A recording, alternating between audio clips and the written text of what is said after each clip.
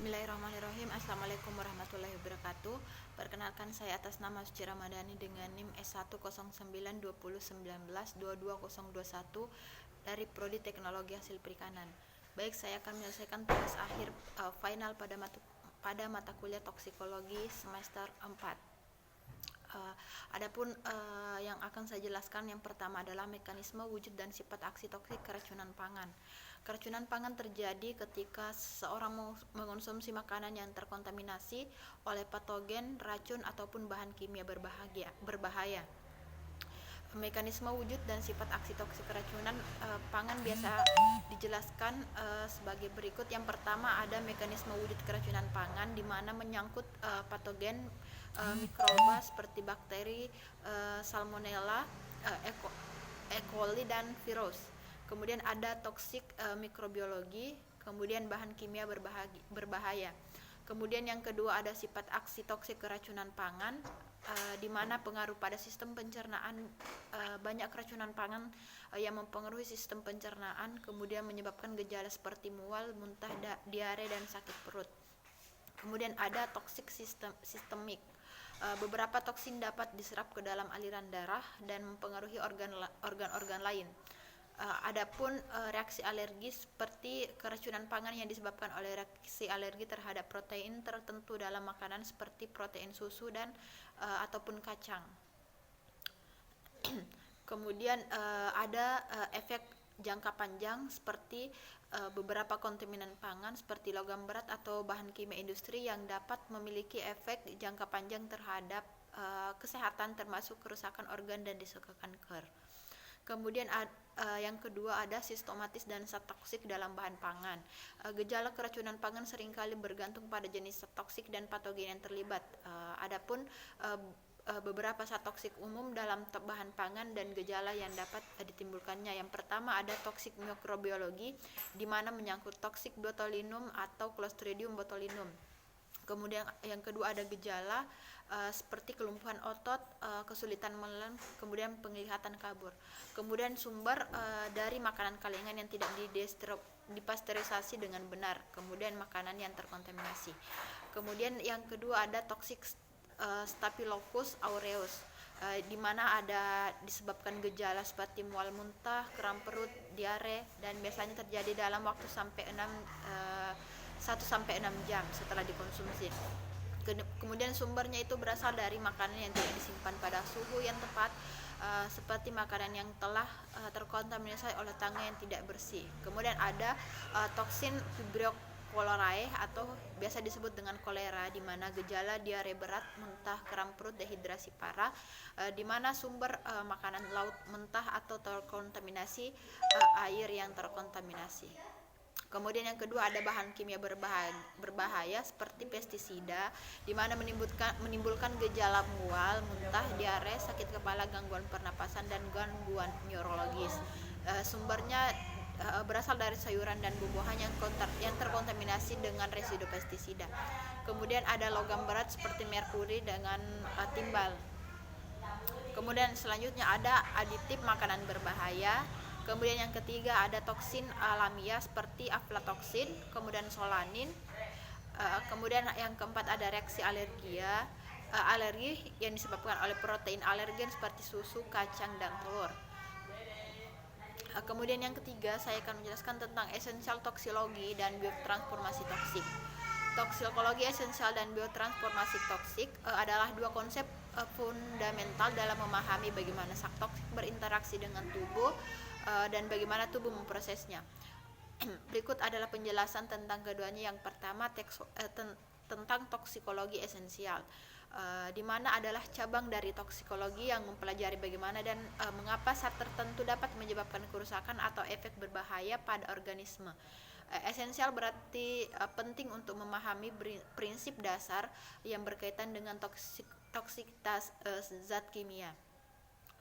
Beberapa aspek utama dari toksikologi esensial meliputi yang pertama ada dosis dan efek, seperti efek toksik atau zat sering kali tergantung pada dosisnya. Kemudian yang kedua ada rute paparan, di mana cara zat memasuki tubuh bisa saja melalui konsumsi, inhalasi, atau kontak kulit.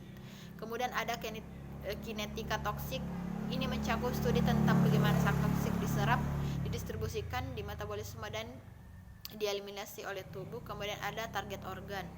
Kemudian yang kedua ada biotransformasi toksik, adalah proses di mana tubuh mengubah zat toksik melalui reaksi kimia menjadi bentuk yang lebih mudah dihilangkan. Kemudian proses ini biasanya melibatkan enzim yang memodifikasi zat kimia. Adapun tujuan transformasi adalah untuk memfasilitasi pengeluaran zat toksik dari tubuh dan mengurangi potensi kerusakannya. Beberapa poin penting tentang transformasi toksik adalah yang pertama ada fase atau reaksi yang melibatkan modifikasi kimia awal dari zat toksik. Kemudian ada fase 2 atau fase 2 reaksi. Dalam fase ini produk fase 1 mengalami konjugasi dengan molekul lain.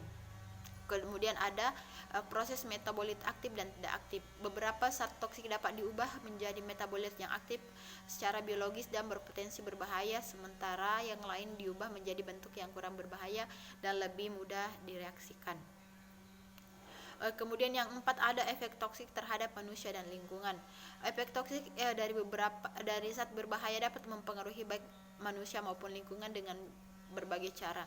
Adapun penjelasan tentang efek toksik terhadap kedua aspek tersebut, yang pertama ada efek toksik terhadap manusia, di mana ada efek akut, gejala yang muncul segera setelah paparan zat toksik dan biasanya bersifat mendadak, contohnya termasuk mual, muntah, diare, dan kesulitan bernapas.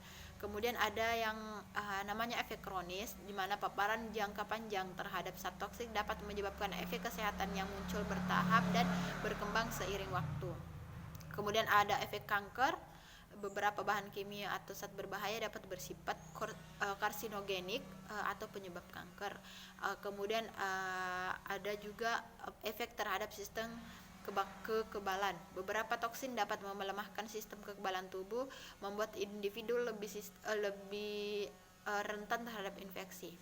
Kemudian yang kedua ada efek toksik terhadap lingkungan, di mana mencakup tentang kontaminasi tanah, pencemaran air, pencemaran udara, dan kerusakan ekosistem, dan juga efek jangka panjang. Pengelolaan dan penanganan yang tepat terhadap zat berbahaya penting untuk melindungi kesehatan manusia dan lingkungan. Ini mencakup peraturan yang ketat, kemudian prosedur pembuangan yang aman, serta upaya untuk mengurangi paparan dan pencemaran. Kemudian yang terakhir, yang kelima adalah penanganan hasil perikanan bebas toksik. Penanganan hasil perikanan bebas toksik melibatkan beberapa langkah untuk memastikan bahwa produk perikanan aman untuk dikonsumsi dan tidak terkontaminasi oleh zat berbahaya. Berikut adalah langkah-langkah yang utama yang dapat diambil. Yang pertama ada pemantauan dan pengujian, di mana pengujian kualitas air untuk memantau kualitas air tempat ikan dibudidaya untuk memastikan tidak ada kontaminasi oleh logam berat. Kemudian ada pengujian produk perikanan, melakukan pengujian rutin pada ikan dan produk perikanan untuk mendeteksi adanya kontaminan seperti toksin mikroba, logam berat, atau bahan kimia berbahaya. Kemudian praktik budidaya dan penangkapan yang aman, yang mencakup budidaya yang terjamin, penangkapan yang bertanggung jawab, dan penanganan dan penyimpanan.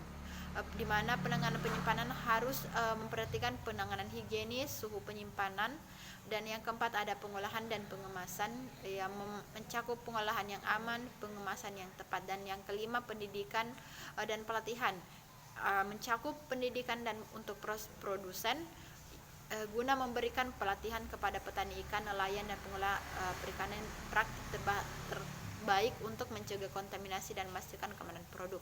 Kemudian ada pendidikan konsumen, di mana memberikan informasi kepada konsumen tentang cara memilih produk perikanan yang aman dan bagaimana menangani serta memasak ikan dengan benar.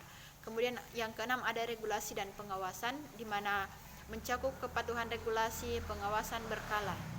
Dengan menerapkan langkah-langkah ini dapat membantu memastikan bahwa hasil perikanan yang dikonsumsi bebas dari toksik dan aman bagi kesehatan manusia. Demikian penjelasan saya untuk memenuhi tugas akhir pada semester ini. Lebih dan kurangnya mohon dimaafkan. Wassalamualaikum warahmatullahi wabarakatuh.